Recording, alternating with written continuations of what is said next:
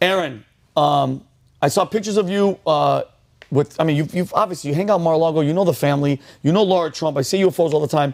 You shared something with me about how the media spins stories about her and that saying that she was having a concert. But what was this specific story about? I want you to let the people know. Well, what bothers me the most is that you see the disparate treatment between the Biden children and the Trump children. You know, Hunter Biden gets a pass. He's an addict, which sort of absolves him from any liability. They literally run cover, but if the shoe was on the other foot and it was the name Trump, they would be trying to throw him in jail and vilify him. So on Thursday of last week, Laura and Eric Trump hosted Curativity, which is a charity for childhood cancer benefiting St. Jude's Hospital. Beautiful. We're talking about kids with cancer. Amazing. And the charity wanted Laura, who just did a cover of Tom Petty's I Won't Back Down, just sing her song in the middle just to entertain the guests.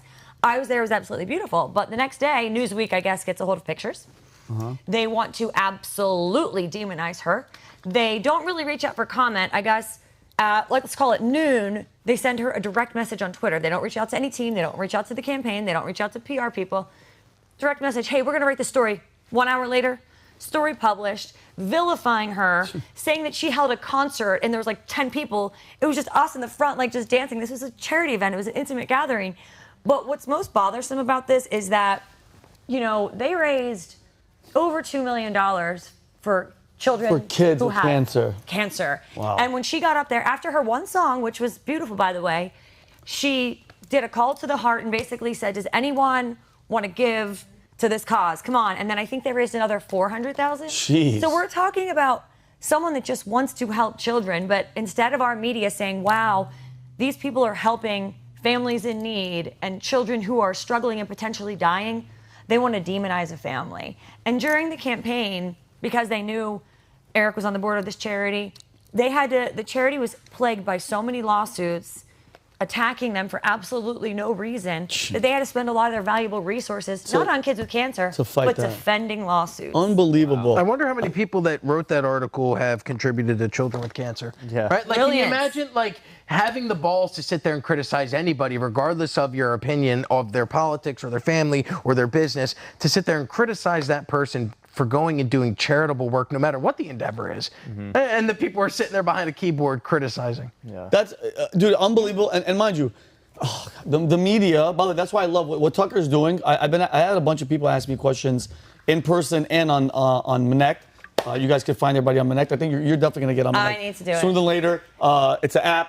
You can connect with us, conversation, advice, everything expert. We'll get into that after.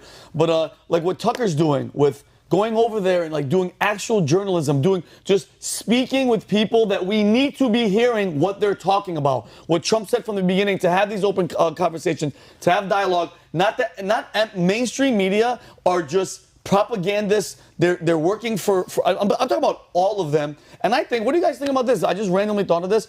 Shouldn't there be, when it comes to media, when it comes to Karine Jean-Pierre, all these people that are spewing fake stories and lies, there should be, not like arresting them, but why not do something where you have to get fined or pay some? Because think about it. If you're knowingly reporting false shit to influence people and we catch you, you get fined, Brenda. No, because then we're as bad as they are. I think you have to let the marketplace dictate. But here's the thing, though. The marketplace, I think, the only reason I disagree... Community notes. What about community notes? How on Twitter... I would love the community notes. They're great.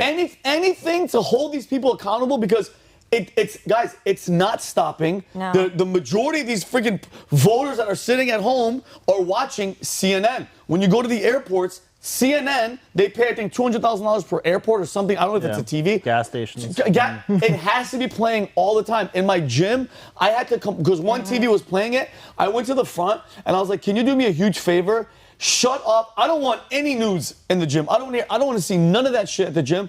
I feel that there has to be accountability for journalism where they have to pay. Because guess what? When it comes to money, bro, people change their tunes. I won't work for the company. I won't do it anymore because your lying is affecting people's lives. That type of shit is affecting people's lives, and they're taking money away from kids that have freaking cancer. Like, what are we talking about? Because they care more about their politics than the truth and helping people. It's sick. God. No, it's unbelievable. You made a great point. Let the market decide. And I think I'm a free speech absolutist. And I think that's what you're starting to see here is that the rise of these independent media companies, Tucker Carlson, Daily Caller, VT.com, where people are going and seeking out news sources that they can trust and that they rely on, those people are shifting away from CNN, Fox, MSNBC. And there was just an announcement, I think yesterday, that ESPN, Fox, and Warner Brothers are all teaming up to start a new streaming app for sports. And sports was the one thing holding cable together.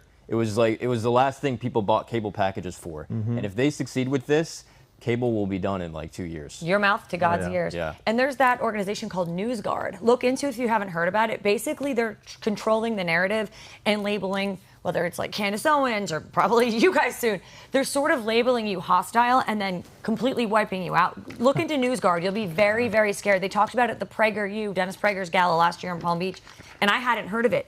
And it's basically in schools now that kids can't use, if they're looking up certain things, X, Y, and Z won't show up because it's essentially conservative. Wow. So the more that these things go on, the more exposure that it gets. I think as much as I would love to see these people fined and ruined and destroyed, I think that's more censorship, and we don't combat censorship with censorship.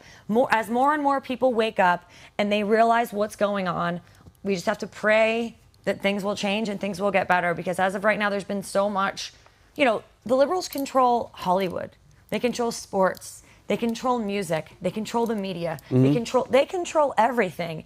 And yet we're still having people like Tucker reach so many audiences and James O'Keefe reach so many households that I do think that the change that's bubbling underneath is bigger than we think, because we don't all have access to each other. And the more that we do to get that access, the better it's going to be.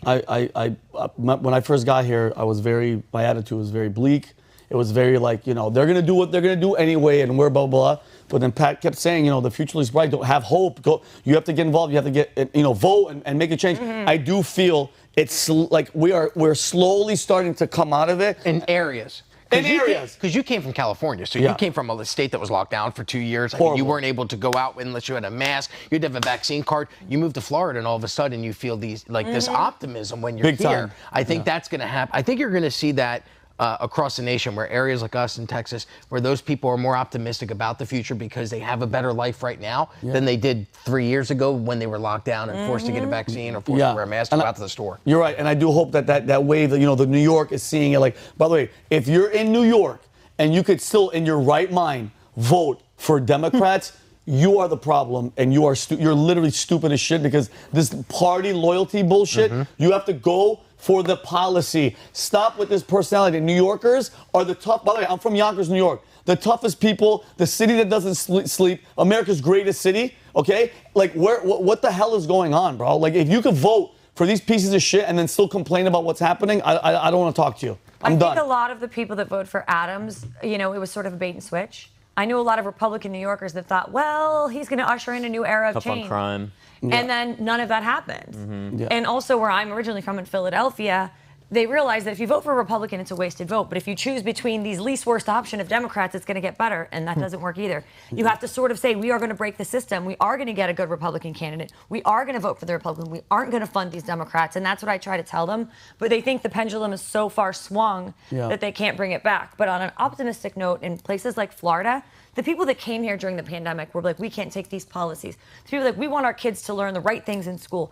Florida is registering Republicans like 9 or 10 to 1. And Florida is more red than like Arkansas now, because everyone that wants to be here, it's like, I saw what it was like in New York. I saw what it was like in Philadelphia. I had to leave my home, take a loss on my property, get my kid into a school to be here, and I'm going to fight for this state. And I don't know if New York as a state will wake up, but people within inside the state, because look at this right now. We have 5 people on this panel. Rob's sitting in the back. Not one of us was born and raised in Florida, New Jersey, Connecticut, New York, Pennsylvania, Jersey. Not one of us, but we all migrated to a place where, exactly. So maybe it's not that these states save themselves, but it's the people inside those states who gravitate towards more like-minded people, and we have a more optimistic and better life regionally. I genuinely hope, and guess what? If that happens, then the future does look bright.